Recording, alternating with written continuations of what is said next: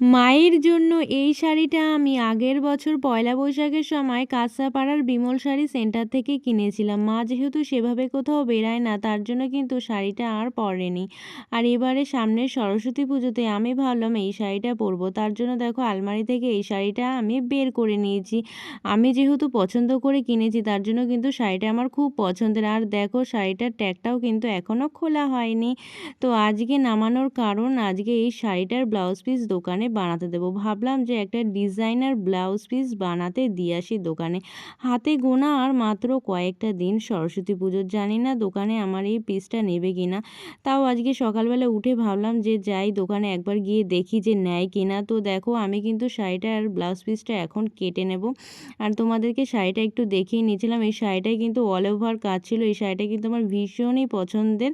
তো এবারে সরস্বতী পুজোতে আমি এটাই পরবো। তো দেখো এখন আমি ব্লাউজ পিসটা কেটে নেব। আর কাটতে কাটতে ভাবছিলাম যে দোকানে আমার এই ব্লাউজ পিসটা নেবে কিনা, সরস্বতী পুজোর আগে এটা পাবো কিনা। না পেলে আমি কি ব্লাউজ দিয়ে এই শাড়িটার সাথে পরবো, এটা ভাবতে ভাবতেই কিন্তু আমি দোকানে পৌঁছে গেছিলাম। আর দোকানে গিয়ে দেখি একটু ভিড় ছিল, তো দাঁড়িয়েছিলাম। তারপরে কিন্তু আমার ব্লাউজটা নিয়ে নিয়েছিল। আর আমি কিন্তু সরস্বতী পুজোর আগেই ব্লাউজটা পেয়ে যাব। আর বাজারে টুকিটাকি কেনাকাটা করে আমি কিন্তু বাড়ি চলে এসেছিলাম। তো আজকের ভিডিওটা এই অবধি। তোমাদের সরস্বতী পুজোর কী কী প্ল্যান অবশ্যই কিন্তু কমেন্ট করে জানিও।